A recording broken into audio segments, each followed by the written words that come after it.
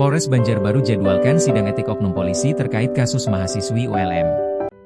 Kepolisian Daerah, Polda, Kalimantan Selatan, Kalsel, memastikan transparansi penanganan kasus pembunuhan yang melibatkan oknum anggota polisi Polda Kalsel.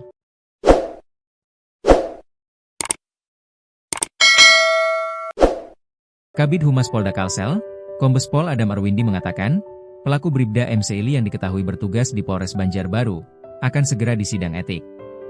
Ia menyebut sidang etik akan berlangsung pada Senin, 29 Desember 2025, mendatang.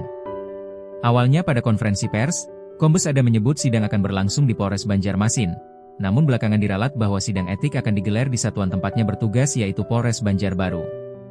Sidang etik digelar di Polres Banjarbaru Senin nanti, kata Adam kepada BOS. Kabid Humas menyebut sidang etik nanti digelar secara terbuka atau bisa diliput media dan disaksikan pihak keluarga atau teman-teman korban. Untuk pihak ULM, pihak keluarga juga bisa hadir, terbuka, sebutnya. Adam menyampaikan komitmen Polda Kalsel untuk menindak oknum anggota yang melakukan pelanggaran tanpa pandang bulu. Saya selaku Kabid Humas mewakili Kapolda Kalsel menyampaikan duka mendalam atas kejadian ini.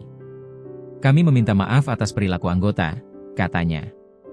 Sebelumnya, Bribda M berhasil diamankan penyidik kepolisian Reskrim Polres Banjarmasin karena diduga menjadi pelaku pembunuhan seorang mahasiswi ULM yang mayat ditemukan dalam got depan kampus TISA Banjarmasin pada Rabu, 24 Desember 2025. Motif pembunuhan terhadap mahasiswi berinisial ZD, 20, oleh anggota Sat Samapta Polres Banjarbaru Bribda Muhammad Seili, 20, itu belakangan diketahui bermotif asmara.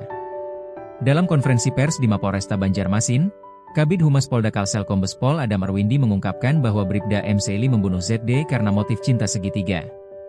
Tersangka sudah sidang pernikahan dengan calon istrinya, rencana menikah pada 26 Januari 2026. Sedangkan korban adalah teman calon istrinya, kata Kabid Humas, Jumat, 26 Desember 2025.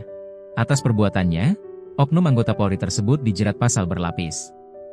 Pertama, M. Seili dijerat pasal 338 KUHP tentang pembunuhan, dengan ancaman maksimal 20 tahun pidana penjara. Selain itu, pelaku juga dijerat dengan pasal 364 KUHP tentang pencurian dengan kekerasan, maksimal penjara 9 tahun, karena ada sejumlah barang korban yang diambilnya, termasuk HP korban yang dibuang di rawa.